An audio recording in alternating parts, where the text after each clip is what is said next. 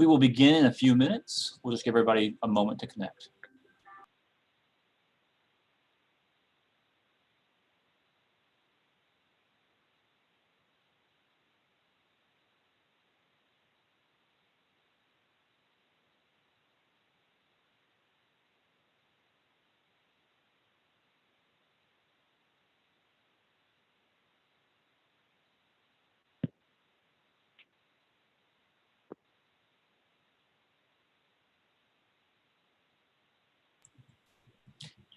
It is just now 12 o'clock, so we will begin shortly.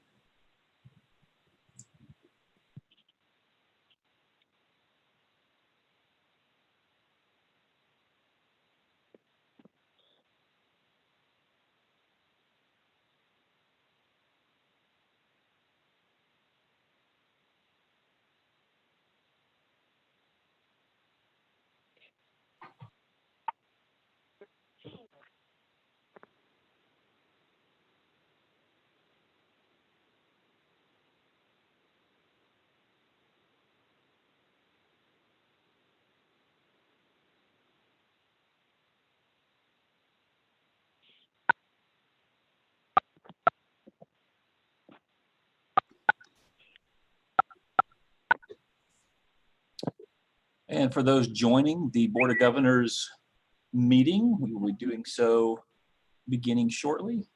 We are now webcasting on YouTube Live, so we'll encourage board members who are on the Zoom session to keep your lines on mute unless you need to speak. We'll begin shortly.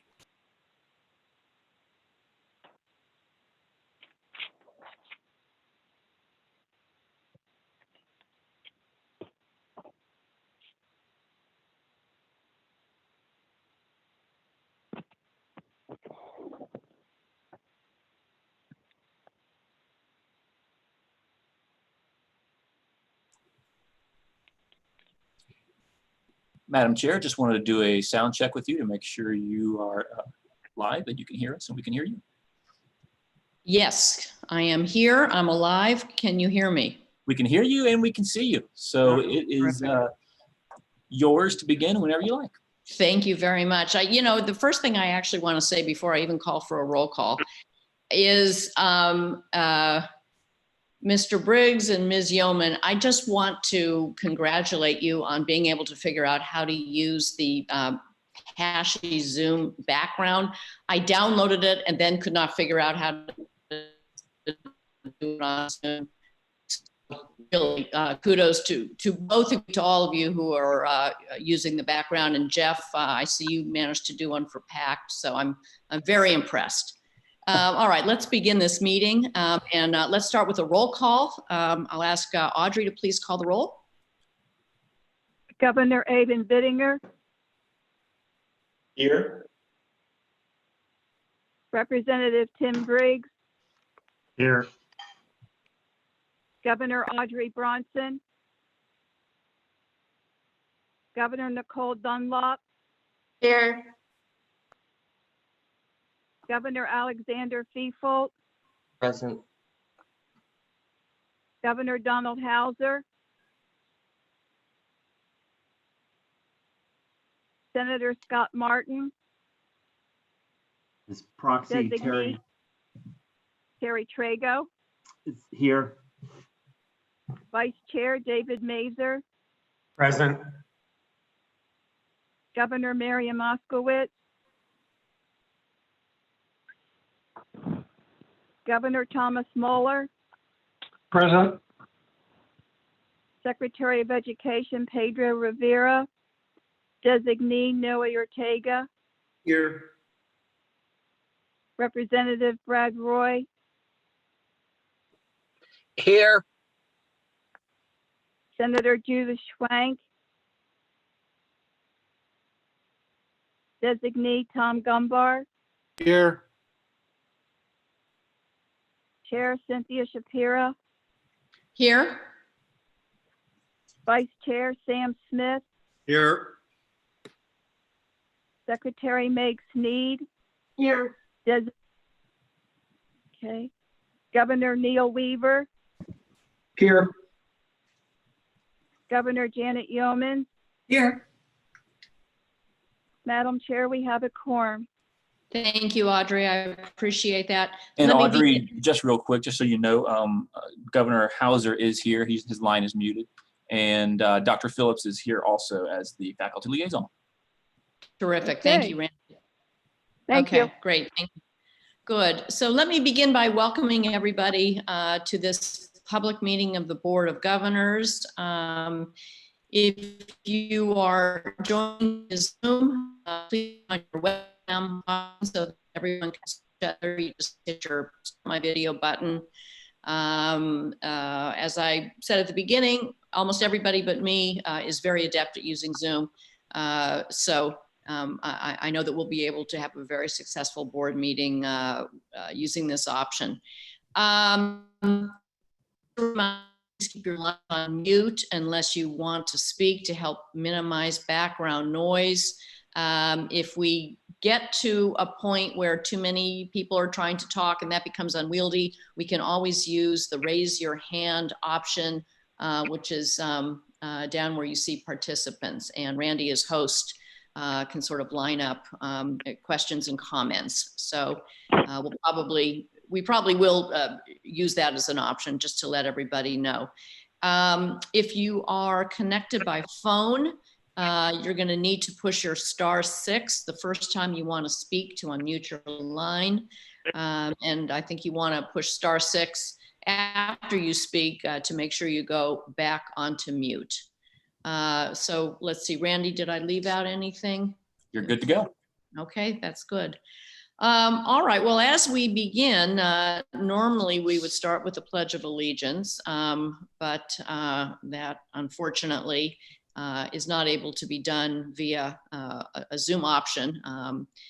And so we will certainly come back to that tradition the next time we meet in person. You know, I have to say, I've said this before, it feels like forever since we were all together, even though it's only been a few months since our last quarterly board meeting. But of course, in that time, our nation has confronted the most far-reaching public health crisis that we have seen in decades. And the immediate toll that COVID-19 is taking in terms of human life, emotional health, financial sustainability is almost unimaginable, as unimaginable and able to be calculated as the long-term impacts that it will have. And this, of course, will be something that will take us a while to get through, and something that we have been working very hard on trying to use data to understand how that is affecting the system and our universities and our students, and we'll be addressing in various ways during this meeting. But in response to this crisis, in the time that we were last together, our universities have utterly transformed the way they do business, and have been able to successfully convert all face-to-face instruction to some form of remote learning, which is remarkable that they have been able to do that in such a short period of time. It really is an astonishing feat. I really can't say enough about how impressed I've been by the staff at our university levels and at our system level to respond so quickly. And because of this hard work from everybody, our students will be able to finish the semester. And for that, again, I really thank our faculty and our staff. And we're all going to very much miss the fact that those who are graduating won't be able to actually walk across a stage to mark their accomplishment. I was supposed to be in one of the commencements and speak. So it's very disappointing, especially, of course, to our students and their families. But we have to acknowledge in every way that we can that they are completing their degrees, reaching an important milestone, and doing so amid some of the most daunting challenges that our nation has faced. So, your accomplishments are even more impressive, and you will have stories to tell your children and your grandchildren, I guarantee you. Again, students, you have been remarkably resilient through all of this. We applaud you for your ability to adapt and to change and to thrive in the face of all of this change and in the face of a lot of uncertainty. These are the kinds of things that define a generation. I think what's going to define this generation of students that we have at our universities is their ability to rise to the challenge, to rise above the circumstances that we have to face today, and to define the future in their terms, and to go on.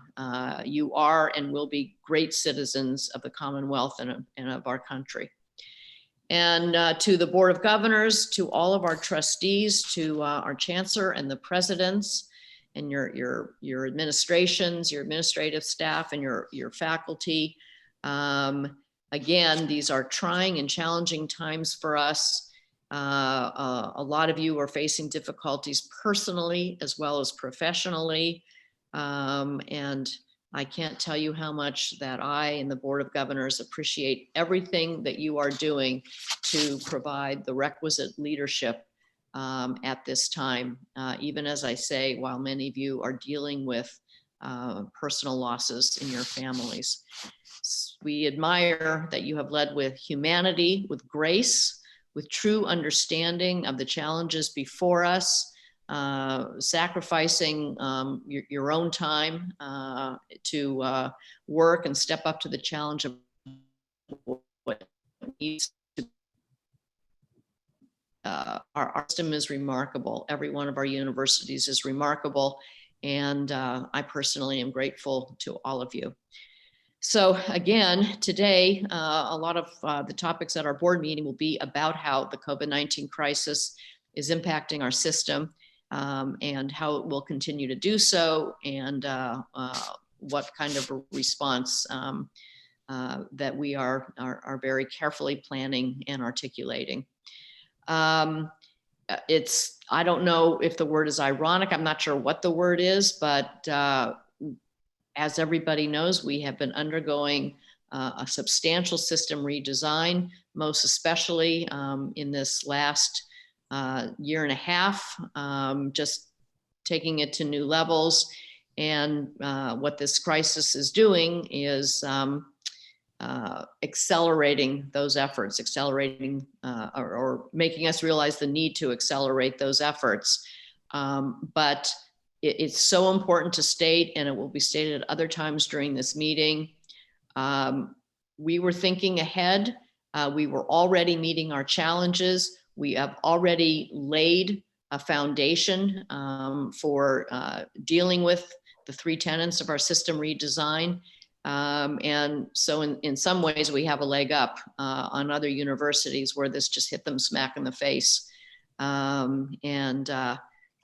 They really have to sort of rethink everything.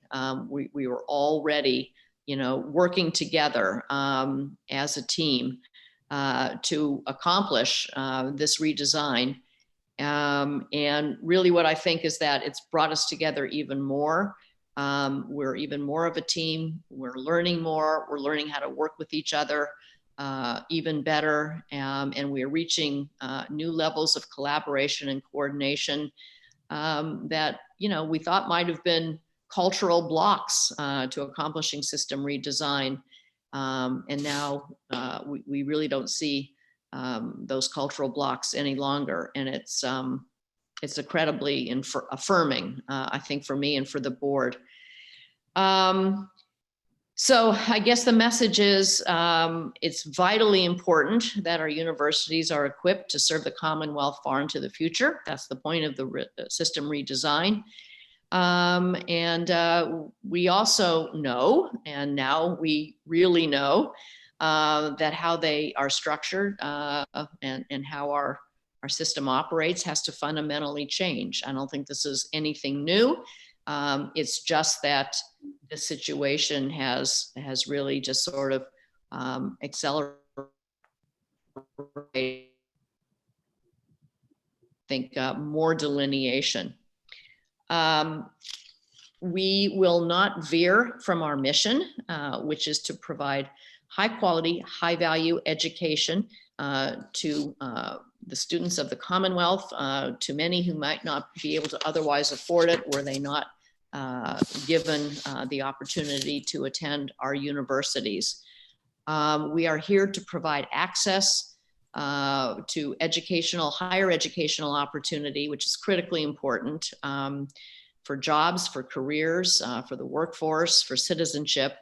And we are here to provide that access to first generation students of color, students in rural Pennsylvania, all of those who are underserved. That is our mission. Our universities, their mission on top of this is to be deeply woven into the fabric of their communities. They are there fostering both economic and cultural vitality that is critically important as well to the health and well-being of all of our local communities where our universities reside and to the Commonwealth at large. So we are here to preserve the mission of our universities. We are fundamentally committed to doing that. But we understand that our universities have to adapt and to change, probably fundamentally change in order to not only survive this crisis, but to thrive into the future as a more collaborative and more connected set of universities than ever before. And this is what we mean by systemness. So I'll say this based on all of the remarkable work that I have seen taking place across the system over the past 6 weeks. I know that we can do it because our universities have just totally stepped up to the plate, as has everybody involved with the system. So, on that note of optimism and on that note of gratitude, I will say, as we get into today's agenda, that the board met in executive session on April 10th for about an hour, starting at 9:10 a.m. And with that note, I think we are ready to move in today's agenda, and we will start, as we always do, with public comment. So if any member of the general public that wishes to speak before the board has dialed into the number provided online and is provided online and in the sunshine notice, I'm not going to turn it over to Randy to ask if we have anyone for public comment. There is nobody on the line for public comment. Okay.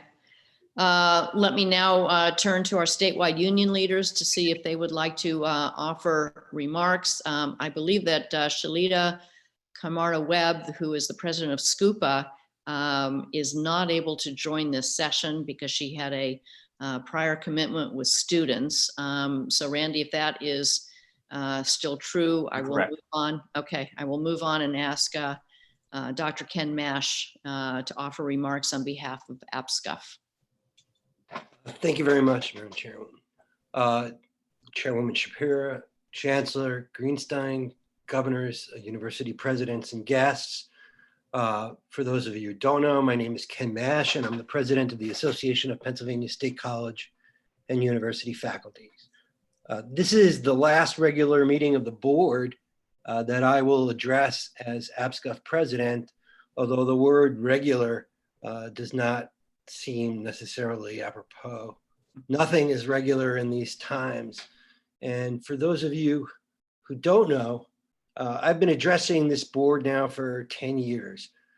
4 years first as vice president, and then 6 years as president. APSCUF has a tradition of presidents stepping down after 6 years. That's 3 terms. And I'm happy to abide by that norm. In fact, very happy to abide by that norm.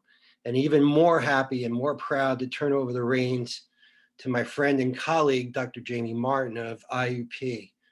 Dr. Martin is quite simply one of the most competent, smart, and dedicated people I know.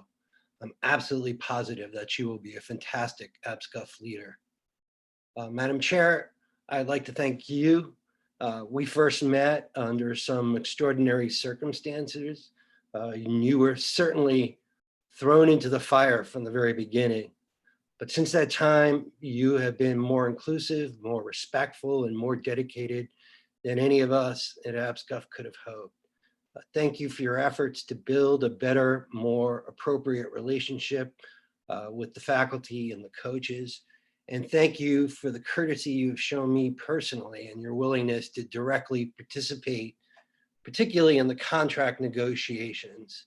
I don't think we would have made the progress that we did make if you had not been there and shown your commitment.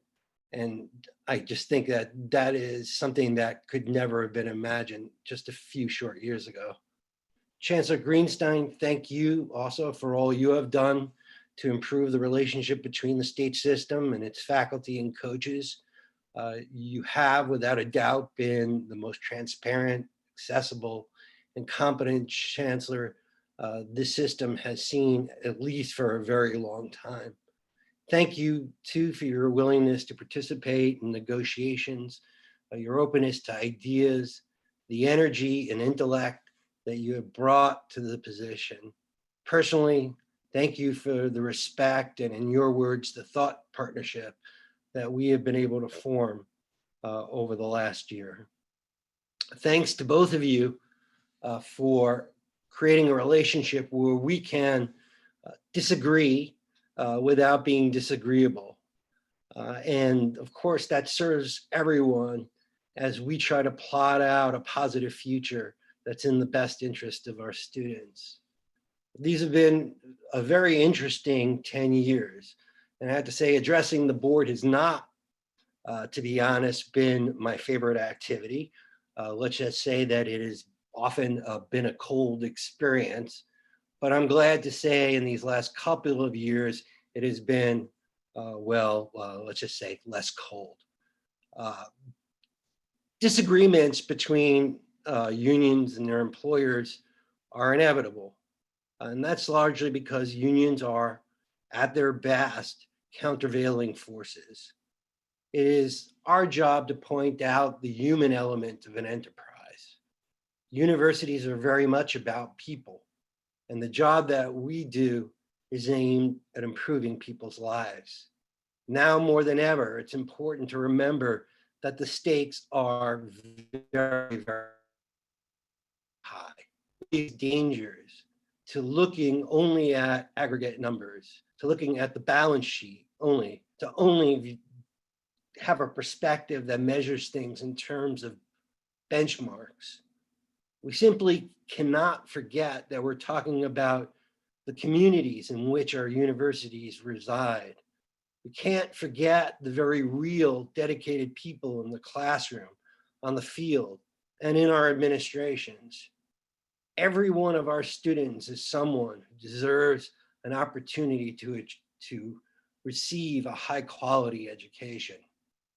It's our job, that of my APSCUF and other union colleagues, if we're doing our jobs well, to bring to the surface the human costs and the opportunities that exist. While that may cause tension or even conflict, that tension, I believe, is absolutely essential. This is even more the case in higher education, where we all have a burden to model behavior that is respectful of human beings. It is, in short, part of our educational function. That's especially true today. We have an obligation to work towards truth. That's small t, truth. We have an obligation as a system to model the best decision-making, the most humane possible behavior, and to bring forth the best possible ideas for improving our society. As we deal with this crisis, let's never forget the hundreds of thousands who depend upon us. Let us never forget that the Commonwealth's future depends in large part on how we proceed into the future. I could not be more proud of the professionalism and dedication demonstrated by my colleagues and our administrations and our students during this crisis. let it never be said again that higher education institutions cannot move swiftly and do so well. It's been my honor and the privilege of my lifetime to represent my colleagues over these past 10 years. So thank you, as always, for the opportunity to address you.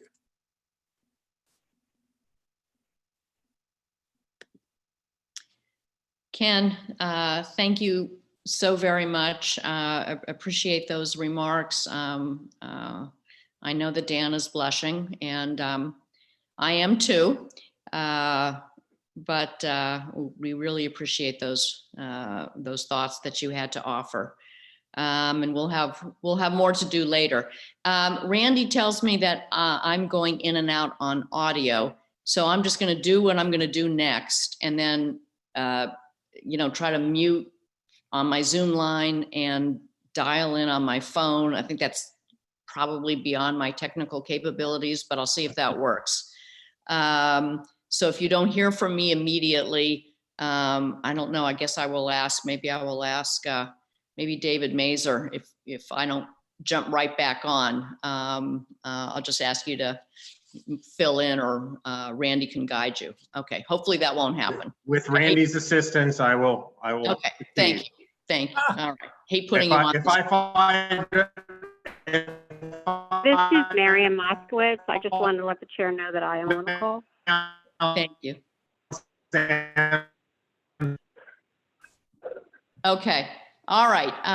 Hopefully everybody can hear me, and I'm not sounding, weird and echoey.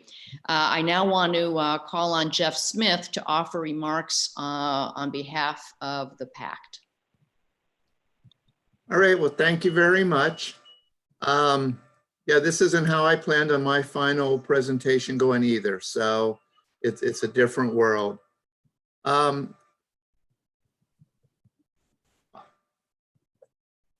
right, there it is. Thanks, Randy. If you go to the first slide. This is my final meeting as well as the president of PACT. And I just wanted to take a second to look back over the last 2 years, where we were 2 years ago, in terms of where the PACT and the trustees were, and where we've been able to get to in that time. 2 years ago, there was a real question about the future of PACT and trustees. The RAND study had just come out, and one of their recommendations was to consider changing the governance structure and just getting rid of the trustees. I thought I might have the distinction of being the last president of PACT ever. That's not going to happen. The future direction was a real question for the system. Next slide, Randy. Now today, it's a totally different world. I mean, it's a crazy world, but as far as the state system is concerned, it's a different world. We have a plan, thanks to the Chancellor, and there's a path forward. It's challenging, but at least there's a plan and a path. The trustees have become an integral part of this whole redesign effort. Being involved, I think, at a higher degree than we ever have been. Over the last year, I've come before this group and we've recommended and implemented several improvements in the area of governance, both for the trustees and for the trustees' roles within the system. And just my being here today, having the chance to talk to the Board of Governors is I think, a huge step forward in making us a lot more cohesive of a unit throughout the system. So we've come a long way in those 2 years. Randy? Now it's my turn to do the thank yous, like Ken did. Chancellor Greenstein, I can't thank you enough for your inclusiveness, your willingness to listen, and just being so generous with your time. The chair, I don't know if you've dialed back in or hearing this or not, but you've just become an awesome friend, and I really appreciate what you've done for me.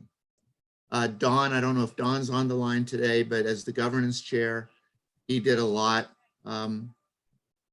facilitating my participation in these meetings. And the fourth one is one that maybe isn't quite as obvious, but Governor Smith, both as a trustee, as a governor, he has just been such a help to me in working through PACT, helping with the direction. I just wanted to recognize him in all the help that he's given. So I just want to thank all of you. I want to thank the Board of Governors for really making PACT relevant in the system. Okay, Randy.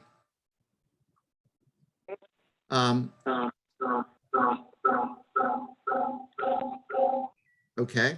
As far as just a quick update, obviously, the trustees have been going about their business. It's been challenging. A lot of trustees postpone meetings. They're starting to do them by Zoom. We're trying to do our work. It's obviously different. The annual conference was scheduled for a week ago. It was postponed. Assuming the second wave doesn't get us, we're going to have it now September 29th and 30th in Hershey. And I think, I think it'll be, maybe that will be the sign where we're all back to normal. PACT elections. Normally they occur at the PACT conference, which obviously we didn't have. My term will end at the end of June. So we're going to be having an electronic vote in May. And, if I'm lucky, maybe I'll be allowed to come to the next meeting to introduce you to the new PACT president. But from going forward, the new president will be attending your meetings. Next one, Randy.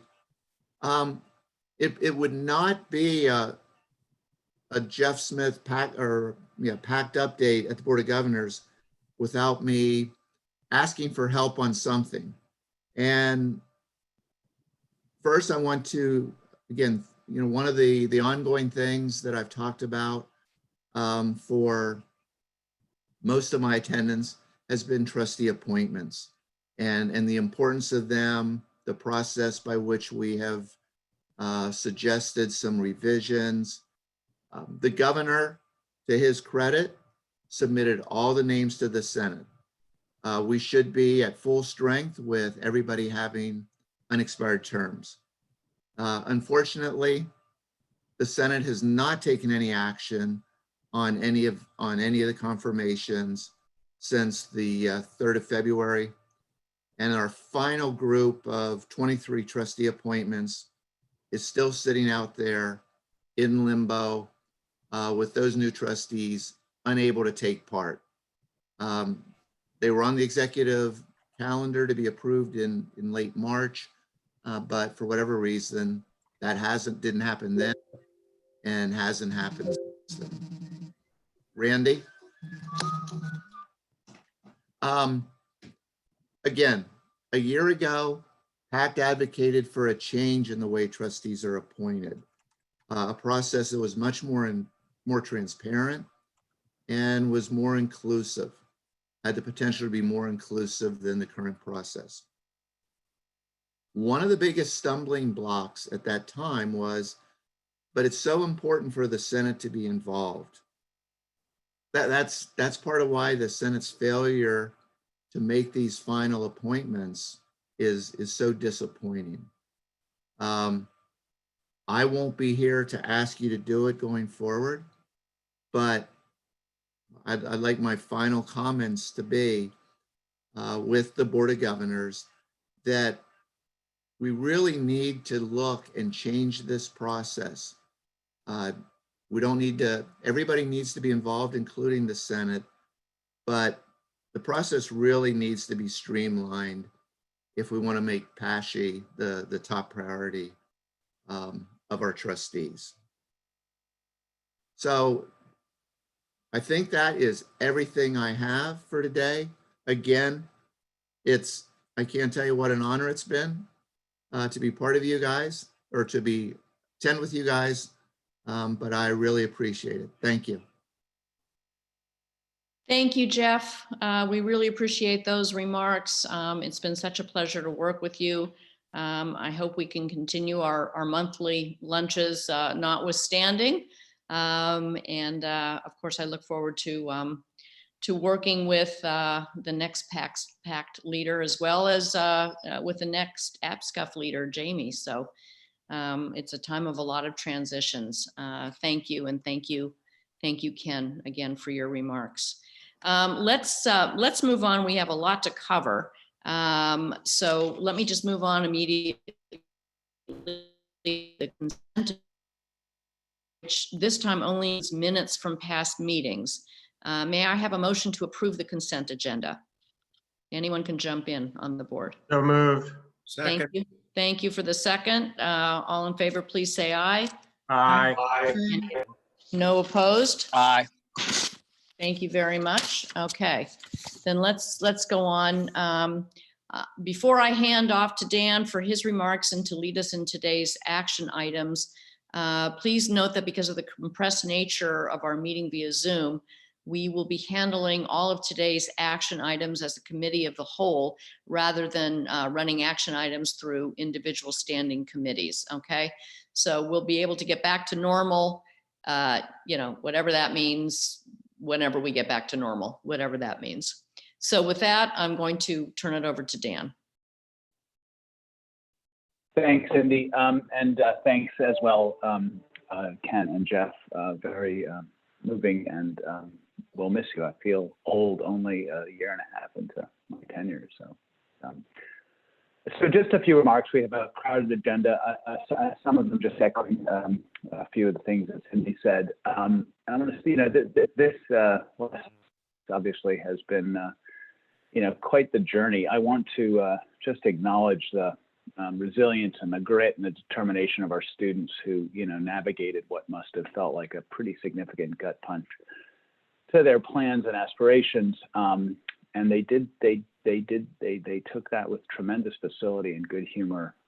I've seen some great stuff. I saw a survey that Edinburgh did of its students, very complimentary of Edinburgh's efforts. And I'm sure that Edinburgh is not unique amongst our 14 in serving our students so well. And just so you know, this is not just a chancellorial remark. My daughter, if she's awake, is upstairs in her last week of term studying remotely from home. So this is personal as well. Obviously, the tremendous effort of our faculty and staff who did in a matter of days things that would normally take years. We moved to remote instruction. We moved virtually every operational function to a remote modality in no time. And that's pretty inspiring what we can accomplish when we have a sense of shared urgency and purpose. And I want particularly to acknowledge the tremendous effort of our leadership, our presidents, their vice presidents, my colleagues at the Chancellor's office. We've been through several weeks, the first 3 or 4, I mean, it seems like it was a year long, but just the period of immediate response to the pandemic were incredibly long hours, dealing with a whole range of issues, way newer issues, working closely with their response teams on their campuses, and then response teams with one another in a coordinated fashion, working in a coordinated way with PDE, with Noe and his colleagues, and with the governor's office, with Meg and her colleagues. And it was really, I don't ever want to do that again, just to be perfectly honest. But I'm glad I didn't miss it. It was a tremendous experience. I think it has brought us, all of us, together in a way that will improve us all and improve our work for and service to our students and the state going forward. I think we come out of this really as a team in the way that we went into it as a confederation of institutions and their leadership. So that was that was a great thing. There's a lot more to do, but thank you to all of you, to Ken and his colleagues, to Jeff. Spent time with each of you over the course of the last several weeks, and with other key constituencies, our councils of trustees. I want to spend just a moment or two looking forward, and to the point that Cindy raised, and I've written about this and I've done a video blog about this. The mission of public higher education is arguably more important now than it ever was in the past. The skills gaps that existed prior to the pandemic, they've just grown larger. The needs of adults who require upskilling and reskilling to remain relevant in the job market have just gotten bigger. The demands from students for alternative approaches to higher education, including online approaches, just grew larger. The general need for an education that is conceived of over a lifetime, involving short bursts of learning punctuated by long periods of employment, just grew dramatically higher.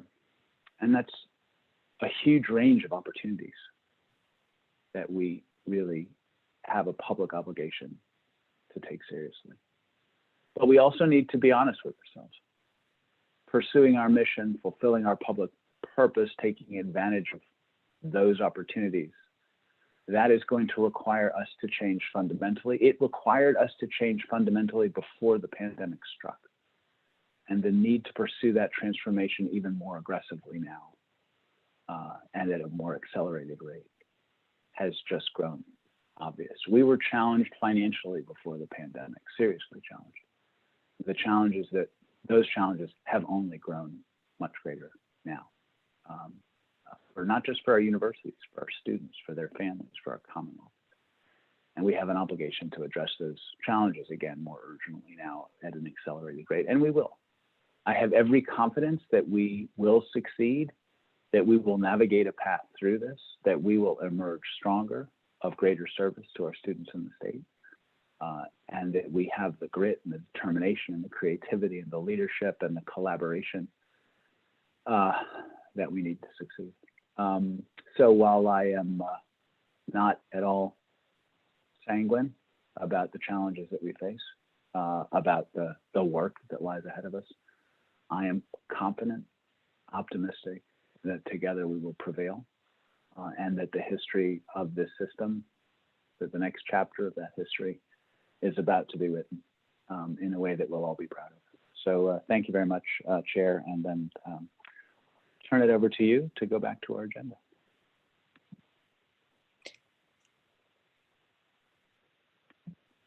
I can't tell when I'm muted or unmuted. Okay. Thank you very much.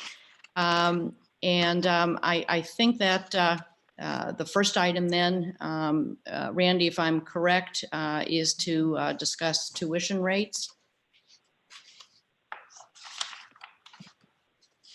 Sorry, Randy, hold on a second. Oh, no. Yeah, Randy, do you want to put the slide deck? Yeah, I'm sorry. I'm sorry. I got ahead of myself here. Juggling too many documents. Yep. There we go. Thanks, Randy. Okay, sorry about that. All right, so we're going to just quickly review some of the impacts and of the pandemic responses to it. I'm juggling screens here at the moment, so Randy, if you want to go to the next slide. So it's really been, I spoke to some of the constituencies and the efforts that they have done. We have embedded a document in the materials which really demonstrates some of the magnificent work our universities have done for their students, continuing to provide for students who have an incredible growing range of needs, for their communities.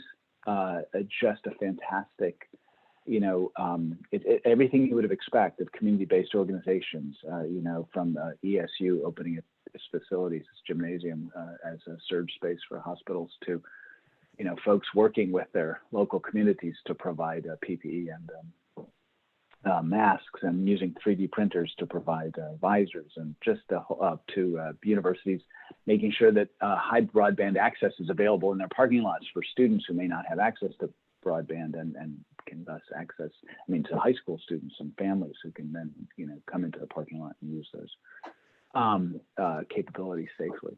And so we put together a little a list of these accomplishments, and it's well worth reading. It's well worth reading and reminding ourselves that our institutions are not only about educating our students, they are also fundamental parts of their communities. And when our communities are in crisis, as they have been, our universities are there to support and to serve them. So we should all be tremendously proud of that. Andy, I don't know if you want to move to the next slide.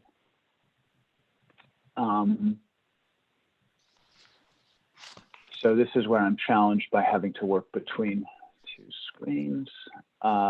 So Sharon, was this? Yep. I guess. Okay. Do you want? Is this my slide? Or your slide? This one's mine. Go ahead. Let me turn over to Sharon, who will tell us about our financial circumstances. Thank you, Dan. And good afternoon, everyone. I just wanted to provide a brief overview of the work. Oh, no, sorry, I will turn on my video so you can see me. I wanted to provide a brief overview of the work that has been completed since the October board meeting related to financial sustainability. So if you recall, in light of the situation facing the system back in October of 2019, the board passed the University Financial Sustainability Policy. And then right thereafter, the Office of the Chancellor issued the procedures to accompany that policy. According to those procedures, universities were reviewed by the CAOs, CFOs against 4 indicators: enrollment, operating margins, primary reserve ratios, and cash on hand at June 30th to determine levels of financial sustainability and if a sustainability plan would be required from that university. Those recommendations were brought forward to the ELG and the Chancellor for final decision in the November timeframe for the universities to begin the creation of their sustainability plans. It's important to note that the planning process was designed to be iterative, and the first version of the sustainability plans were due in January of 2020. Those plans were developed to also provide a view of what we may need as cash to fund sustainability as we looked at support of the universities over the 5-year sustainability planning timeline. So on the slide before you, you see the first table, which shows again version 1 of the plans for the 9 universities that were doing sustainability plans and the gaps that they were showing between their revenue and expenses required to balance annually. The second table goes into additional details for 3 of the 9 universities that showed they weren't able to balance by using their own funds or reserves, and what that may mean for system sustainability over the course of the 5-year sustainability period. In light of the situation facing the system, we had originally planned on a board workshop in the March timeframe to look at gaps and to look at opportunities to how do we help each other during this 5-year period as we were trying to collaboratively look at sustainability. And so things that we were looking at were the use of loans, the creation of a sustainability fund to address those gaps, or some sort of hybrid mix. So the intent of the first plan was just to get an understanding of what that potentially could be, knowing that additional planning versions were going to occur following that first version in January. In the January and February timeframe, also according to the procedures, the plans were reviewed by the SLG and the ELG. And then based on those reviews, a second version of the plans with additional requirements were to be created based on guidance from the Chancellor. The Chancellor will speak about that guidance in a few moments, but those plans, version 2, were originally to be due in May, with guidance coming out in February. And then, as you are all aware, COVID occurred in March, and everyone's attention was redirected to support the work of the universities and to support the students as we transition to this new online model. So sustainability version 1 has been on pause and has morphed since those January versions based on both the first version as well as the COVID impacts. I'll turn it over to Dan to talk through the next slide, Randy. Thanks so much, Sharon. So again, thanks to Sharon and her team. Obviously, those were the challenges prior to the pandemic. As a result of the pandemic, we estimate that the universities collectively through the summer, that includes this semester, obviously, and then the summer sessions, which continue to be remote, that we will take an additional $52 million hit to our revenues. That $52 million includes the funds that we will get for our universities through the stimulus, the CARES Act. So that $52 million is after the CARES Act. And then if you go to the next slide, and obviously go ahead to the next slide, and then we can pause for any questions before we get to the action items, Randy. Obviously looking at that situation, there's also a great deal of unresolved uncertainty that we're facing and that we need to take account of as we think about things like tuition, et cetera. So here's the primary sources of uncertainty. Our state appropriation this year is $477 million for 1920. We had requested $487 million plus a $20 million one-time investment. According to the CARES Act, the stimulus fund, there's a maintenance of effort clause. The state can stay within the terms of the CARES Act and appropriate funds in that range, $455 million to the, obviously you can go higher than what we asked for, but so we could potentially be looking at the further reduction in state funding, additional federal funding. There is $104.4 million that has been made available to the state of Pennsylvania for education generally as part of the CARES Act. That's obviously for all of education. So what, if any, portion of that it comes to the state system is obviously as yet unknown.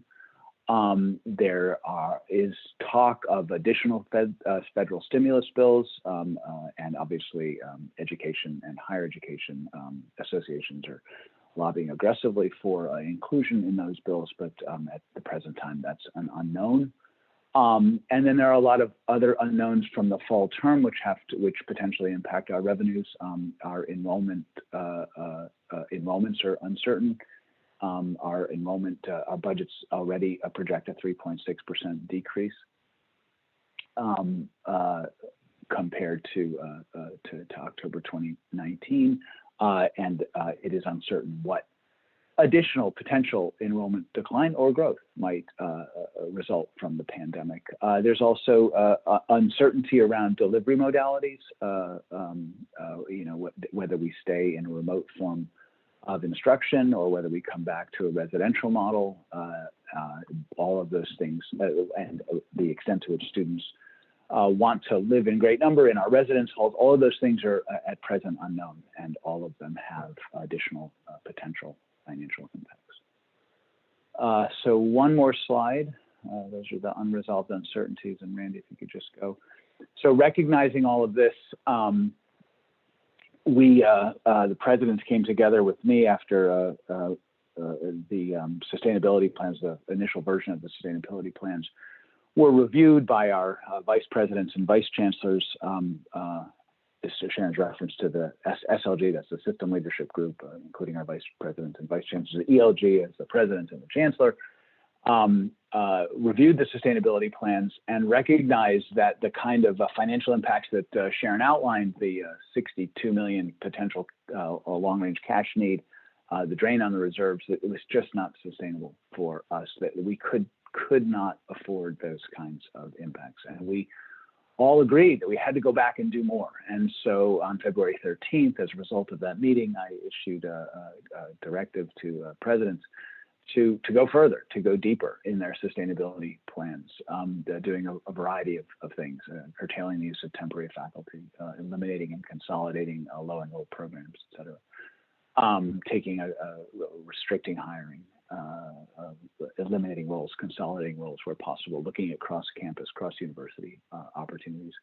And I required that our universities work very closely and collaboratively with their faculty and their staff as they develop this next version of sustainability plans, given the implications for university operations. That was before the pandemic. Pandemic happens, and obviously all the uncertainty that we've just reviewed and the additional financial impact occurs. And so we reviewed this again, working with the presidents closely, and we agreed we had to go even further. And we did a number of things. We pushed the due date into June because we all lost a month.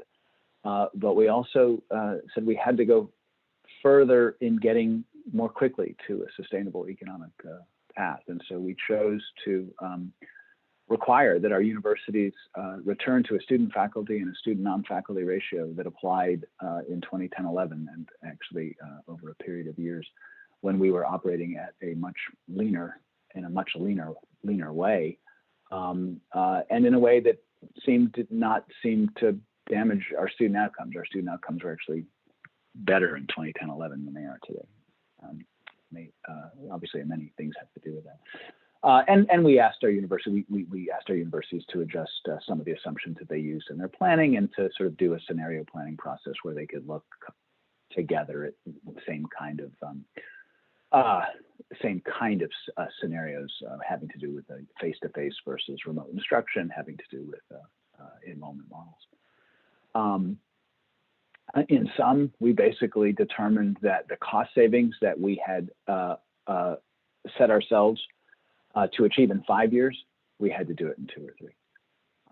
And we had significantly to improve the cost savings and the operating efficiency that we had intended over 5 years.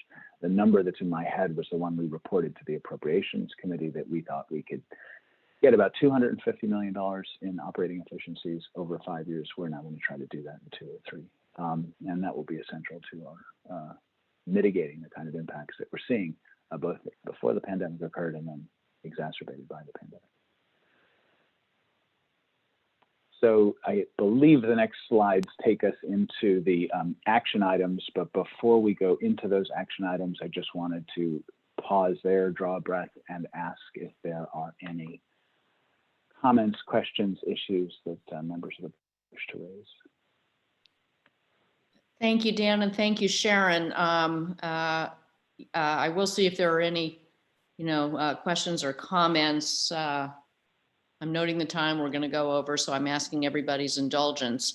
My only comment is just to note the importance of that presentation and the idea that we had a foundation for system redesign. We had a direction, we had a plan. What we're doing now is greatly accelerating that plan. This situation has caused us to have to do it, but we're not starting from scratch. I think that's important to note. And I just think it's also important to note, how aggressive that we are being. And, thank you, Dan and team and Sharon. And thank you so much, presidents, for understanding this and rising, just rising to the plate on this. Any further comments? I see no raised hands. Okay, let's go on then. Now we can talk about tuition, right? Now we can talk about tuition. Okay. All right. Well, you brought us. Thank you to this next action item, which you'll find on, I guess it's page 2 of the board packet. The brief comment that I will make is that we are dealing with this through rigorous redesign that will set us up for success ongoing in the future.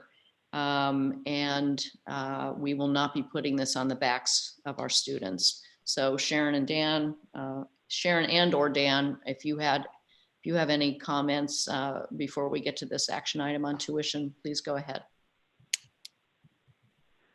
Yeah, I think I just emphasize the point that you made, Cindy, and I'm not going to go through the math.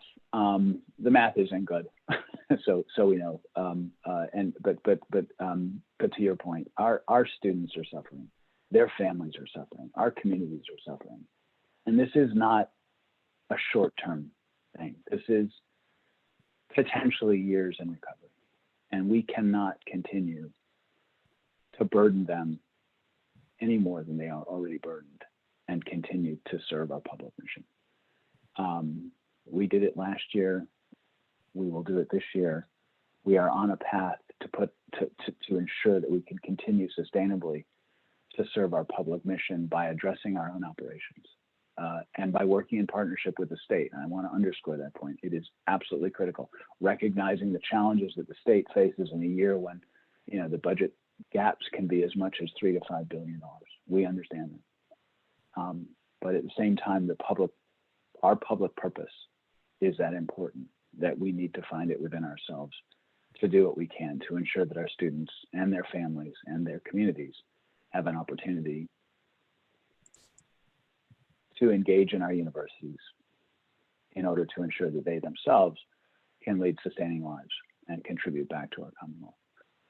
So the recommendation that I'm making, and I want to say that I have had this discussion with our presidents, that we are unanimous in this view, that we are equally as passionate about the role that we play for our students and their families and our communities, that we recommend to the board that we freeze tuition for 2020-21, and that we will continue to work together and with our faculty and staff to find ways to accelerate the paths that we were on, to improve our sustainable operations and our service to the community. So that is our recommendation. It includes, as you know, just a minor detail, a technical detail. Last year in July, the board approved a new policy around tuition, which suggested that it would set a tuition for 1 year and a tentative tuition rate for the following year. This is a terrible time to set a tentative tuition rate because there is so much uncertainty surrounding our future. But at the same time, it's important to sort of provide an indication of where we might land. And so as a consequence, underscoring the importance of the word tentative, the recommendation is a tentative tuition increase for 21-22 of 1%. So 0% tuition and tech fee for 2020-2021. That would continue the freeze for a second year. And then a tentative increase, 21-22 of 1%. Right. Thank you, Dan. Appreciate that. So I'm going to put forward the motion, and then I'm going to ask for a second. Pardon me? I'll second that. No, I haven't put it forward yet, but you can as soon as I do. I'm excited for I'm going to formally read the motion, but okay. And that formal motion is that the Board of Governors, as reflected in Attachment 1, freeze tuition and the technology tuition fee for 2020 and 2021, and set the tentative 2021-22 tuition and technology tuition fee in accordance with the policy at a 1% increase. And just to reiterate what Dan said, that's the motion. Can I have a second? Actually, I should do that first. There you go. Perfect. Okay. Your second is accepted. If there are any other comments, the only other, I just want to reiterate what Dan said. We set this policy up in order to give our families the ability to do a little bit of planning. And that's why we adopted this policy about trying to set a 2-year, basically, tuitions so that people would have that ability. The operative word is tentative because things have so much changed, but we still felt it was important for families at least to, sort of have an idea of where we would be heading, again, it's tentative and will be revisited in the second year if need be. Is there any other discussion before the vote? And Randy, I'll ask you to look for hands raised. We do have a second, so. We do have a hand raised by Terry on behalf of Senator Martin. Okay, thank you. Sure. Thank you. The senator had to step out. He's actually on the Senate floor right now. They're debating legislation, so I stepped in here. Obviously, when we talk about PASHE, we think about high quality education and we talk about affordable education also. And obviously these are extremely difficult economic times, and the unemployment rate is high. Many students and parents probably have potentially lost jobs also. And there's a lot of economic uncertainty. So obviously the senator definitely supports for next year saying, keeping tuition the same as it is for no increase. But he has some concerns about even indicating that there could possibly be an increase for the following year, and what that could have on students willing or wanting to come back to the PASHE system or to our PASHE schools. So during this meeting and other meetings, we've talked about what can students afford. As was mentioned about student demographics, leads to believe that even maybe small tuition increases could prove to be kind of very negative for our system. So I just wanted to express the senator's concerns about voting on a motion that, even though it's just tentative for the second year, that he has concerns about indicating that it could possibly go up next year, but obviously supports the motion over the idea of freezing tuition for next year. Thanks. All right, that is so noted. Thank you, Terry. We appreciate that. Are there other? Avon has your hand raised. Yes, thank you. And thank you, Chairwoman. It would be remiss of me not to, raise my voice in support of this tuition freeze. Every dollar we increase and every dollar we raise in our tuition, another student potentially isn't able to, come into PASHE in our state system. And to Terry's point previously, I'm hoping that throughout the year, there could be more conversation about maybe not tentatively increasing in the next academic year. But I wanted to use this time to just highlight, I think this is a remarkable move for PASHE to once again reaffirm our commitment to student success, and by freezing tuition once again, to showcase that support for our students. Thank you. And there are no other hands raised right now, Madam Chair.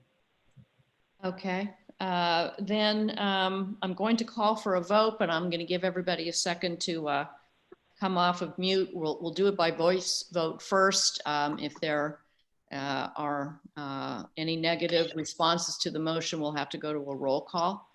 So all those in favor of the motion on tuition, please say aye. Aye. Aye. Aye. Are there any opposed? The motion carries. Thank you very much. And I will note that I think this is the first time in PASHE's history that we have frozen tuition for 2 consecutive years. And that demonstrates our commitment to our students. Okay, we are now going to move on to item 9B of the agenda. Sharon, may I ask you to provide a brief overview of the financial sustainability policy action for Mansfield University? Sure. Just Mansfield, as you know, has new leadership and they have been working on a path towards sustainability. However, given the timing of the passage of the policy and the impacts of COVID-19, Mansfield will need assistance from the system as it continues to transform, sorry about that, didn't have my video on, as it continues to transform its university. The motion before you is for a loan of up to $6 million. It is an up to because right now the impacts of COVID and the receipt of federal funds is still unknown. So we want to give that flexibility. And it's structured in accordance to the board policy related to loan terms. The covenants before you are also in accordance with the system procedure and standard for university financial sustainability and aligned to the next submission of the sustainability policy, as well as reporting and accountability for the receipt of the loan per the board policy. With that, I'd like to turn it over.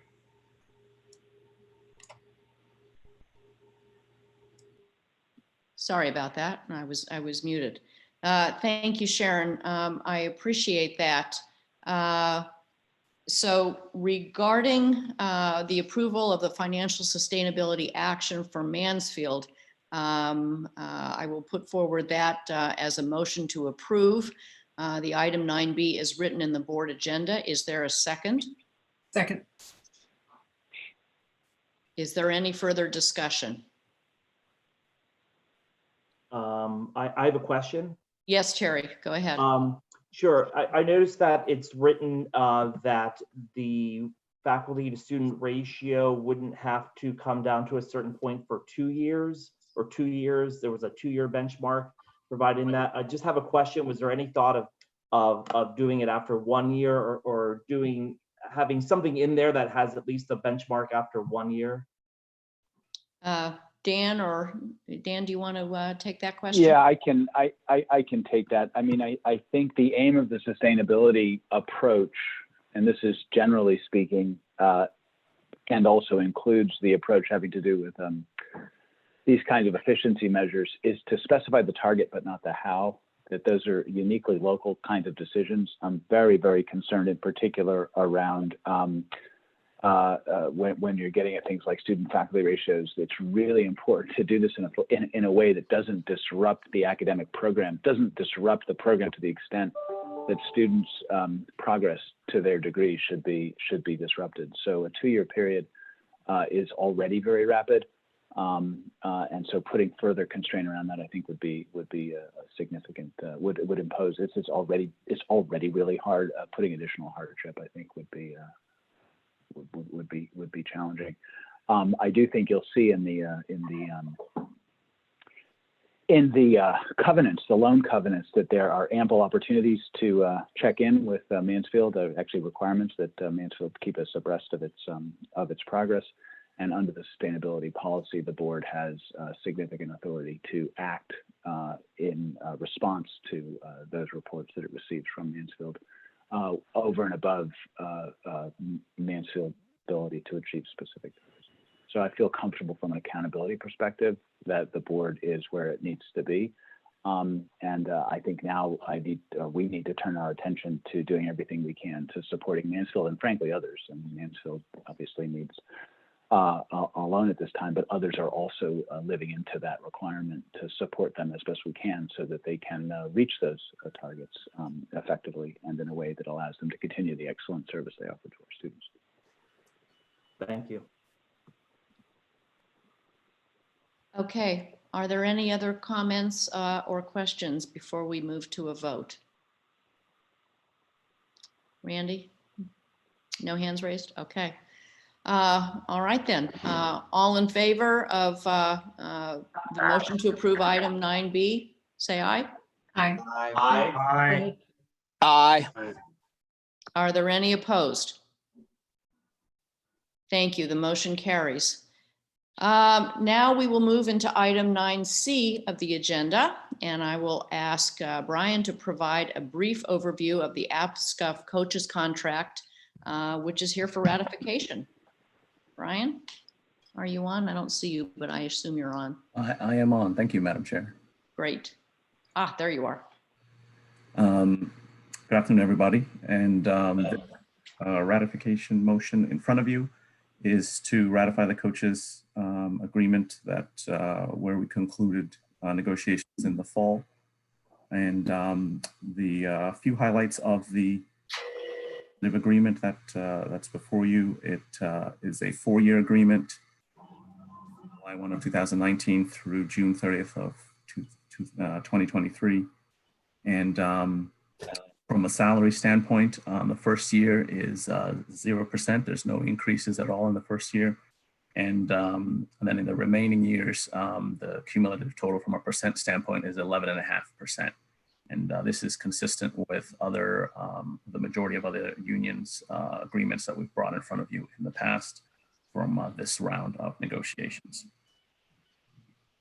And there certainly have been adjustments in the healthcare benefit area as well. And what's highlighted in the summary before you is a specialist office visit reduction from $45 to $30.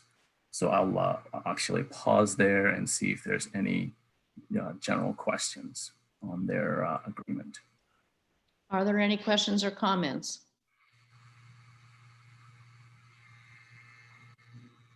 Okay, Brian, anything further to add? There is a separate motion. I don't know if you wanted to cover that now, enhanced sick leave payout, or have a Can do those separately. separate conversation. Yeah, I think we'll do that. Yeah. Okay. Yep. If not, then that's the highlights of the coaches agreement. All right. Thank you very much. So regarding ratification of the coaches contract, I'd like to put forth a motion to approve item 9C as written in the board agenda. Is there a second? Second. Is there any further discussion? There are no hands raised. Thank you. All in favor, please say aye. Aye. Aye. Aye. Are there any opposed? Aye. I think that was an aye. I heard it late, but I think it was an aye. Thank you very much. The motion carries. And now item 9D is enhanced sick leave payout. And for that item of the agenda, let me ask Brian to also provide a brief overview of the proposed action. Thank you.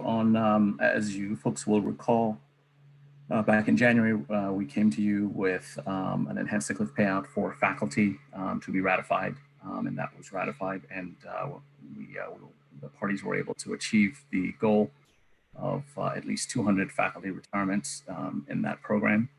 And subsequently, we've had similar conversations and negotiations with other bargaining units that cover the staff at our universities. And we have achieved agreements with the majority of those. There are a few that are still going through their ratification process. But in essence, the ones that we have an agreement with are AFSCME, SEIU, Local 668, OIU, which represents the nurses, POA, which represents rank and file police, and SPIFA, which represents police supervisors. And this program, in essence, is going to be similar to what we did with the faculty. There are certainly a few minor changes, but in essence, any employee that is eligible for majority paid healthcare may submit their retirement to the president, and they have to submit that by June 26th, and they have to have a retirement effective date by September 25th of 2020. And the enhancement to their sick leave payout is twice what they would normally get under the current collective bargaining agreement language. So I'll pause there for any questions. Okay. Okay, why don't I put it forward as a motion and hopefully get a second, and then we can open up to any questions for you, Brian, or anything further. So I'm going to put forth a motion which is a little bit different from what is drafted in your materials. And that is, I move that the Board of Governors ratifies the side letters with AFSCME, SEIU, OPEIU, POA, and SPIFA regarding the enhanced sick leave payout, and authorizes the Chancellor to execute the appropriate documents. Further, the board authorizes the Chancellor at his discretion to execute such agreements with other bargaining units to implement a similar program, and also to implement a similar program for non-represented employees. Randy, please make sure I got that right. You did. Okay, thank you very much. May I have a second? Second. Thank you. And are there questions or discussion?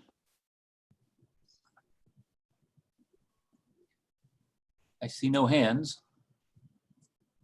Okay, all in favor, please say aye. Aye. Aye. Aye.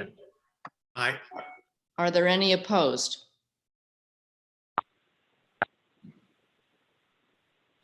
Okay, hearing none, the motion carries. Not sure what to do here. This is a little bit off the top of my head, so I'm willing to entertain comments to the contrary. But under new and business, we do have a few important and timely matters to attend to. This is the last quarterly board meeting for 3 of our colleagues.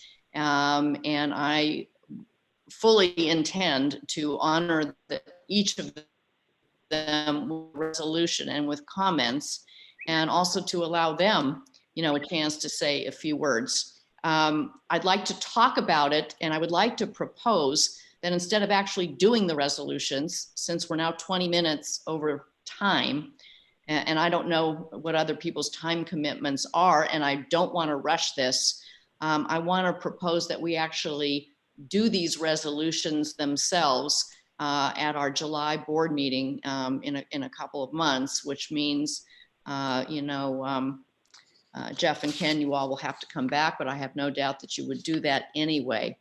Also, Avon, we want to send you off properly as well. If that is okay, and actually I will leave it up to the honorees. I hate to put you on the spot, but to let me know if that's okay. It's really because I just want to do this right and I don't want to rush it. You all are so special. May I please just at least mention you and say that we will do this properly at our next board meeting. Is that okay? 3 of you gentlemen, if anyone is opposed. I see thumbs up. You see thumbs up? Okay. I really appreciate that. And really it's because I love you all and I just want to do this the right way. So I will just say that we want to honor one of our student governors, Aben Bittinger, who is graduating this semester. And Aben, we invite you back to say a few words again after your resolution. We so appreciate your service. You've always been spot on with your questions and your comments. It's really helped move us forward. And I'm also going to, in July, ask President Lori Carter if she would say a few words as well about Aben. So Dr. Carter, I have to ask your permission as well for us to just postpone this until our next board meeting to do it properly. We want to honor Dr. Ken Mash, who will be finishing his tenure as president of APSCUF. We have a beautiful resolution. I don't know, Dan, maybe you and I will rehearse something. We'll read it together. We'll cry. We can figure something out. We have a little bit of time to be a bit more dramatic. But Ken, we want to honor you.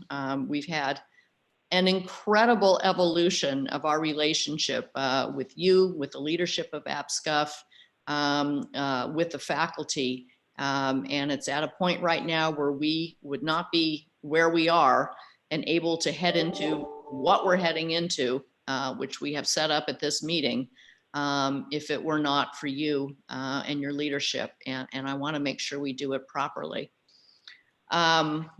So also, Ken, thank you for your, and I look forward to, maybe we'll even see each other in July, who knows. And then finally, we also want to offer Jeff Smith, who will be finishing his tenure as the president of PACT. Again, I know tears will well up as I read the resolution. And I want to ask Vice Chair Sam Smith to say a few words as well. Jeff, it's been a remarkable partnership. We look forward to continuing to work together. You've done so much to move forward, governance excellence, not just with regard to the councils of trustees, but really for the system and fitting into a concept of shared governance that we all care about so much. So again, we're going to come back in July and do this properly. And again, I thank all of you for your indulgence. I think that that therefore would conclude our business. Is there any other business that anyone wants to bring before the Board of Governors at this time?